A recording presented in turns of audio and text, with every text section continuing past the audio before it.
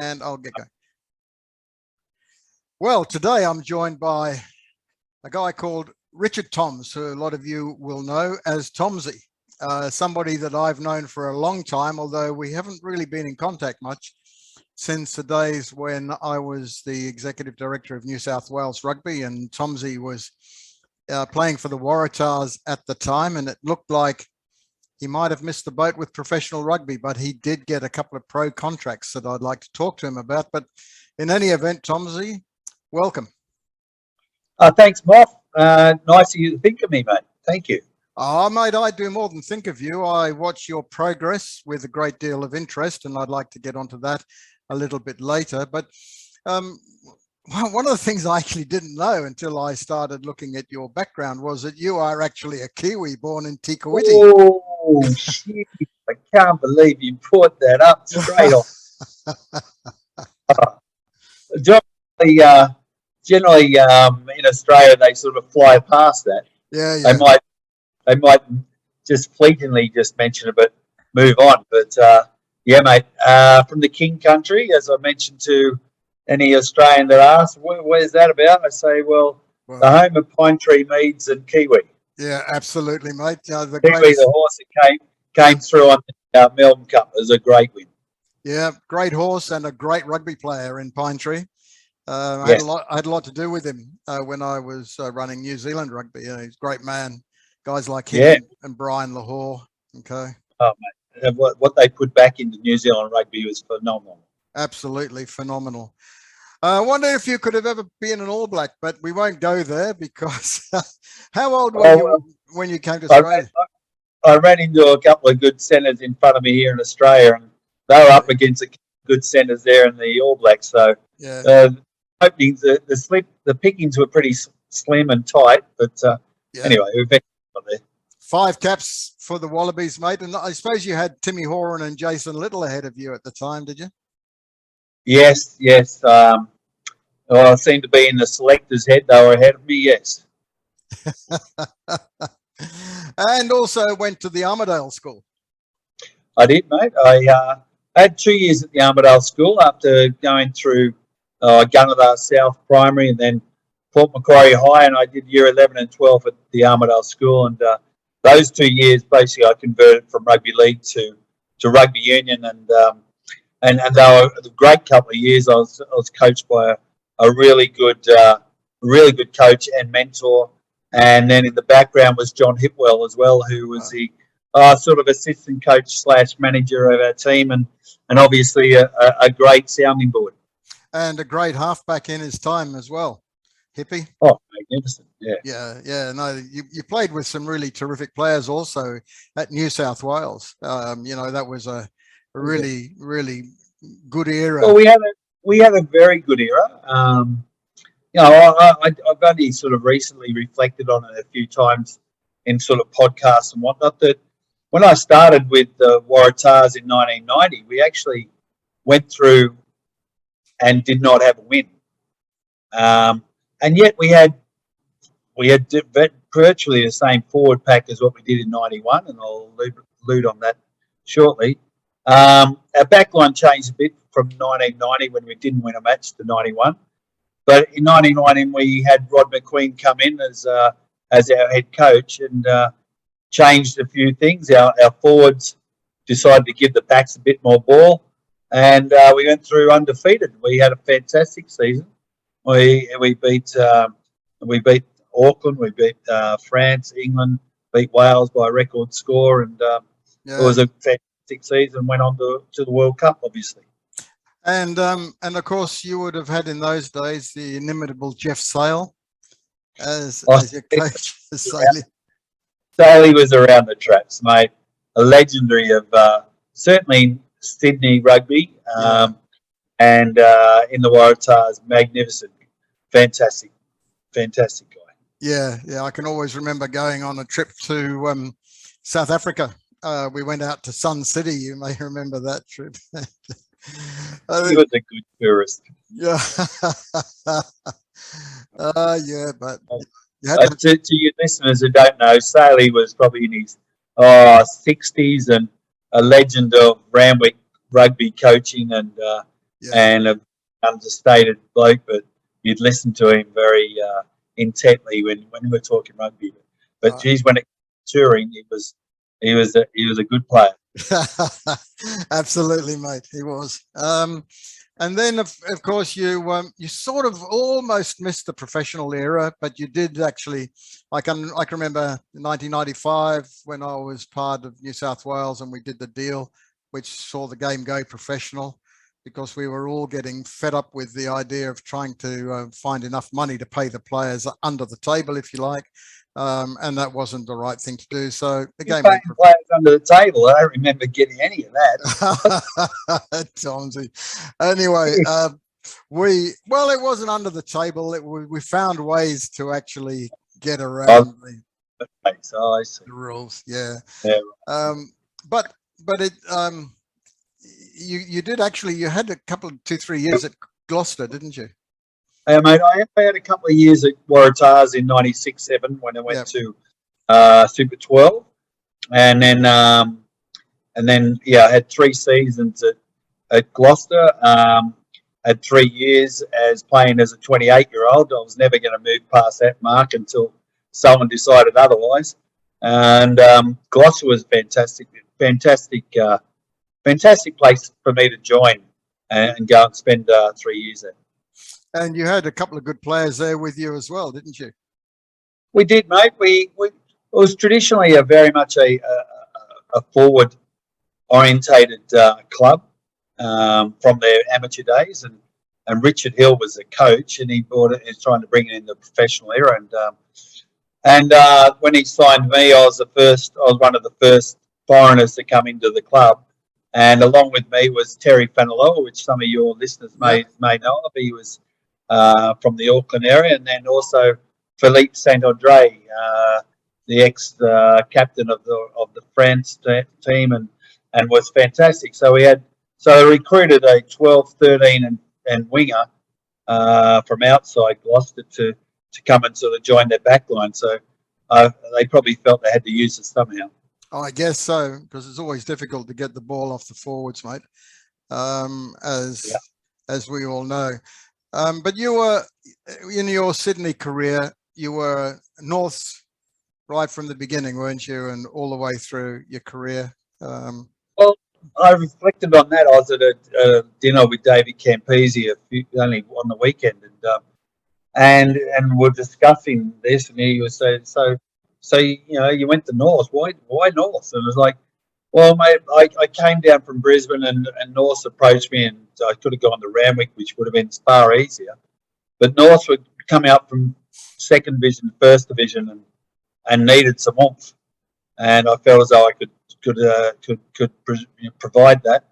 And then I played 100 first grade games with them over took 11 seasons, but And Dick Shaw was there at your time, wasn't he? Well, I love that man. He's my mentor, and yes, he was sort of recruited me to North, and still not involved with North, but still involved in my life. Yeah, no, he is a great guy, and was on the board of New South Wales Rugby when I was there. And, so a lot of fond memories.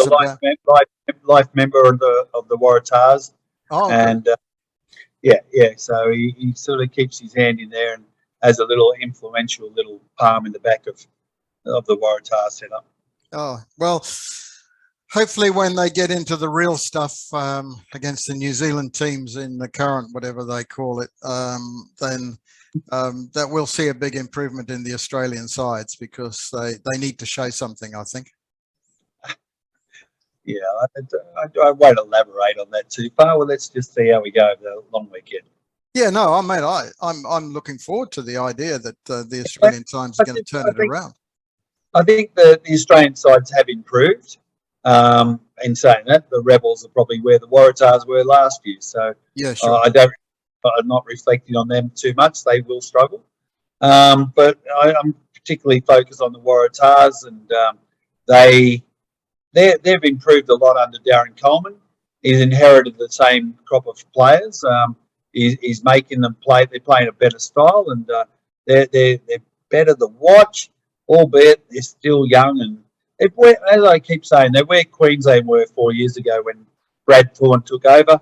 Yeah. They were a basket case, but Brad Thorne's now got them up to an extremely good competitive side. I mean, Darren Coleman, it would have hurt you to see Gordon win the premiership under his coaching. Tombsy. Yeah, good. All teams. Of all teams, mate. But you see, you had a really stellar career in rugby, and then of all things, you decided to play football. I mean, and I used to play football and rugby on the same weekend. My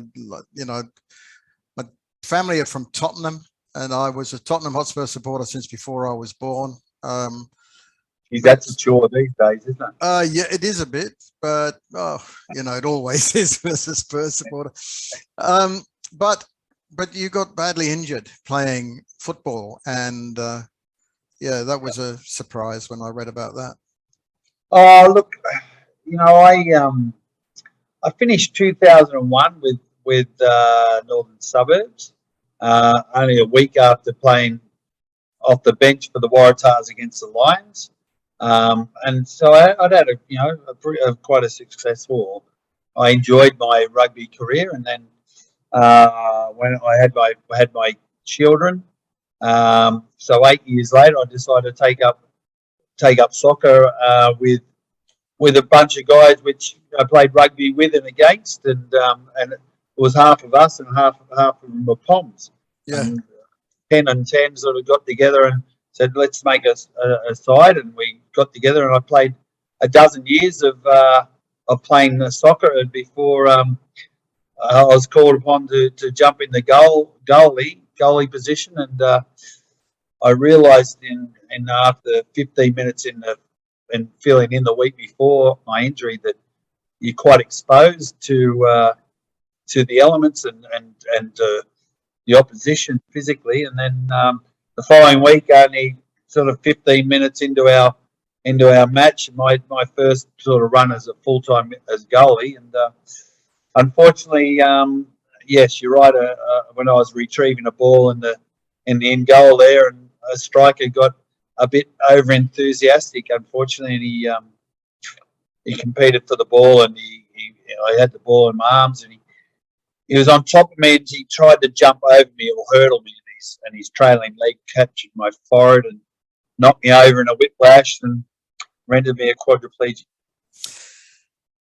If there was anybody who was going to suffer such a horrendous injury, but who would say, well, bugger you, I'm just going to beat this and I'm going to walk again, it would be you, mate. And I've followed your progress and and how things have been going, and applauded when you were able to take some steps. How's that all going, mate? I walk around my unit where I live, unaided, albeit whenever I get near a wall, I tend to use it as I walk up the hallways, etc. Look, I render myself, or I clarify my position as far as a quad's concerned. I'm a reasonably high functioning quad. Yep. I've got use of all my limbs, albeit my hands. That's sort of how they are positioned all the time. Yeah. If I want to give a thumbs up, it's like I got to really do this. Yeah. My hands. That's the big one. Walking's. When I first got injured and my surgeon first told me that I'd walk again, mate, I just about jumped out of bed and started running because I was so excited. It was only 5 days after my injury, but and at that stage I set my sights on walking, and I can do it, and I can get in and out of my wheelchair independently, and when I get around my neighbourhood, I don't need to care. I travel and can get out of my chair to get groceries off the shelf and things like that. But in hindsight, I guess what I would have wished for is to have much better hand function than the walking aspect, because the hands, you realise pretty rapidly how important they are to communication on keyboards, to your independence of functioning in the kitchen and bathroom, everything, all that. So anyway, but I as a day, I'm a high functioning quad, and I could be in worse conditions. Well, you're a high functioning individual, mate, and I'm sure you must do a lot of speaking at groups where you relate your experiences in this area, because much as we would hate to see injuries like the one you suffered completely eradicated from sport, that's not the case, and especially in a game like rugby, although I think they're trying as much as they can to do it. What do you make of the current way of playing rugby? Before I went to run the NRL, I'd referred, it was in defense of the way the game Super 12 had started off, which was, we had Gus Gould calling it basketball and grass because it was fantastic, as you may remember, you played in it. And I just responded by saying, well, it's better than 5-tackle kick, and which is what rugby league is. Although I really enjoy watching rugby league, to have to say, but I refer to rugby now as bash and kick, or McDonald's rugby, because everybody wants to play the same sort of rugby, mate. Certainly France is trying to get out of it. Australia needs to rediscover running rugby, in my view, the game you guys played.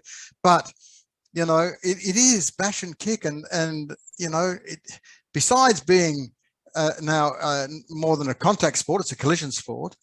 It's bloody boring to watch, and I just wondered what you think.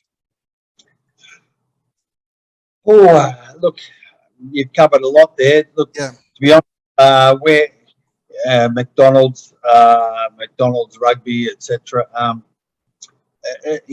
can understand what you're saying. They're all sort of where I think the game has stagnated, or what I believe has made the game more stagnant. In saying that, when I say stagnant, I clarify, I love watching the New Zealand provincial rugby. Yeah. I love watching the Six Nations. The Six Nations is very good. It just seems to be here in Australia, we are struggling as far as that bash and kick, right? Now, where I think it's gone wrong is they took out rucking.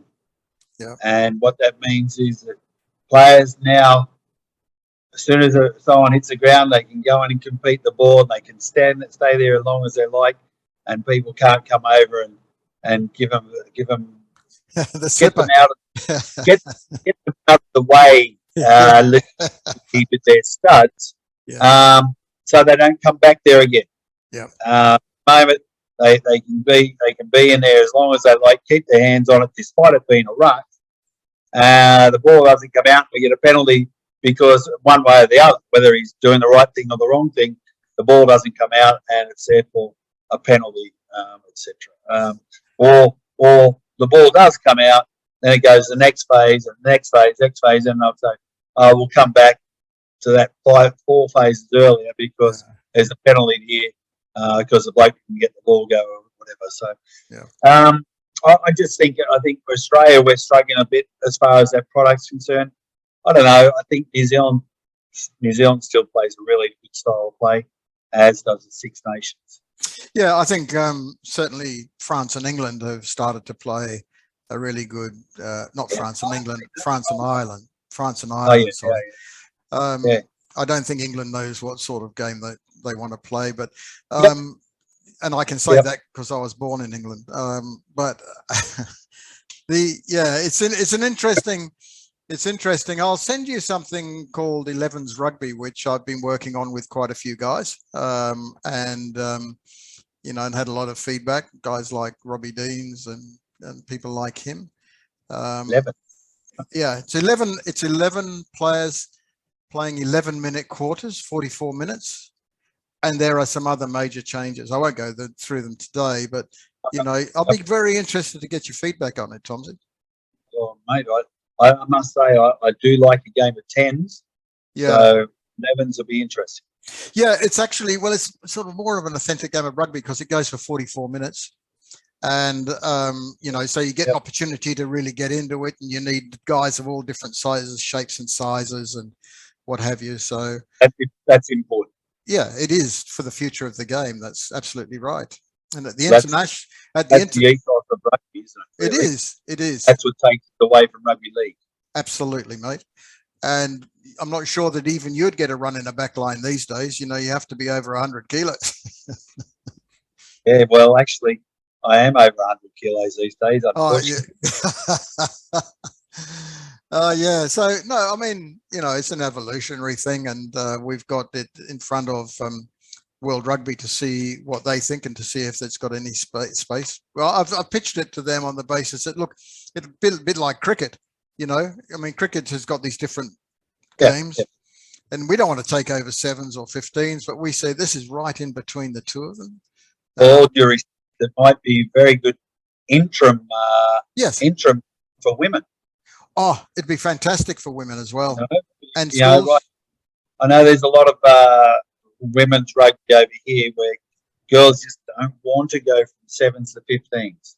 No, but they can do it through this way, mate. I mean, but I'll send you the stuff, and I'd love to get your feedback on it. I mean, so for example, even in schools, I don't know how many teams does Tas have these days.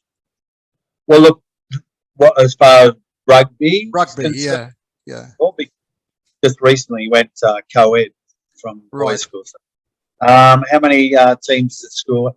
Look, to be honest, Moff, I'm a bit out of touch with the school rugby, to be honest. Can't comment. So the Tas is co-ed. Is Negs co-ed as well? For those people that don't know, that's the New England Girls Grammar School. Correct. Yeah, no. Unfortunately, unfortunately for them, the Tas is, you know, culling some of their numbers, so to speak. Yeah, right. Absolutely. So what's the future hold for you, mate? Well, you know, look, I'm still involved in rugby. I'm the general manager of a charity called Hearts in Rugby Union. Right. You would probably know it as the New Zealand Rugby Foundation. Yes. In which we deal with, we're raising money and looking after permanently injured rugby players. And I've recently stepped into that chair 6 months ago. And whilst I wasn't originally interested in the role, the more I thought about it, the more I sort of pondered it. And it takes me a little while sometimes to make decisions. I pondered the fact that what I can contribute to players which are permanently injured from rugby, and how I can give them my own experience and be able to help them in various ways which may not be applicable for someone sort of not injured as I. Man, I'll tell you what. Can you what can say it on here? But I'll put a crawler on when I do the editing of this. What is the website address of that? Heartsinrugby.com.au. Heartsinrugby.com.au. In rugby union. In rugby union. .com.au. .com.au. Okay. Do you know the New Zealand Rugby Foundation? Yeah, absolutely. Where they were doing great stuff even when I was the chief executive there. Exactly. So, Exactly. Yeah. So put Hearts in Union. Yeah. And they were established in 2000, and I'm the first employee they've got or had, and so now I had. So, do you have many people that you are currently looking after, and does it include people who suffer from depression, anxiety, all those sorts of things which are now so prevalent, often caused by too many, concussions and the like? Look, Hearts in Rugby Union, or Hearts in Union, sorry, which was Hearts in Union up until, let's say, a year ago, 12 months ago. and its charter was only looking after spinal cord injuries. I see. Okay. Right? They took on the health and wellbeing arm of the Australian Rugby Foundation. Yep. And by taking that on, meant our constitution had to broaden, and we now look after permanently injured rugby players. And that at the moment it's more on a physical side of things. Yes. We haven't got into the let's say the CTE side of things, and and the aspects of that, because it's got to be well proven, etc., and well documented the players' injuries, etc. We haven't had one of those. I'm hoping we don't have any in the near future, but there's every chance it will come up eventually. Yeah, and of course you can't tell whether somebody's had CTE until a post-mortem is performed, can you? Well, also, you've got to look at who's to say it's associated with rugby, albeit not the CTE side of things, but maybe the black dog side of things, the depression, emotional ups and downs, etc. It's a tough one to call, It is. I mean, you took up playing soccer, as we know it in Australia, and I played a lot of it.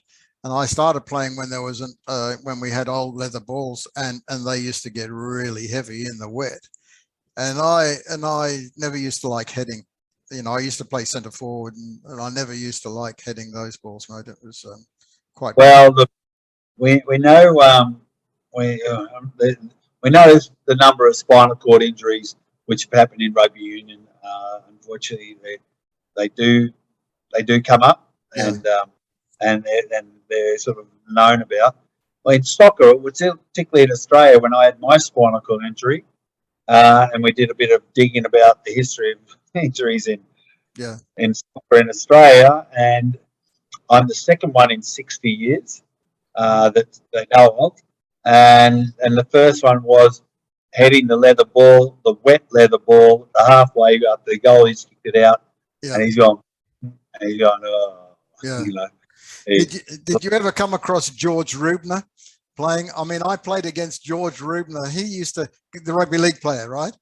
And no, he was playing soccer when he finished playing rugby league, and God, he was a massive guy. And I played football against him when I was playing for Gladesville.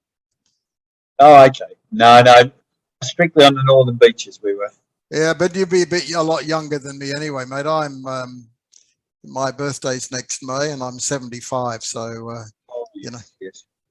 So, yes, old Rubner would be dragging his boots around when I was playing, I reckon, because I think I was 38 when I started playing. Yeah, I mean, but I love doing this because it keeps this thing in here really active. I mean, and I've always been that way inclined. I'll never retire. I'm always thinking of things to do and what have you. This is a great initiative of yours. I assume this is predominantly in New Zealand.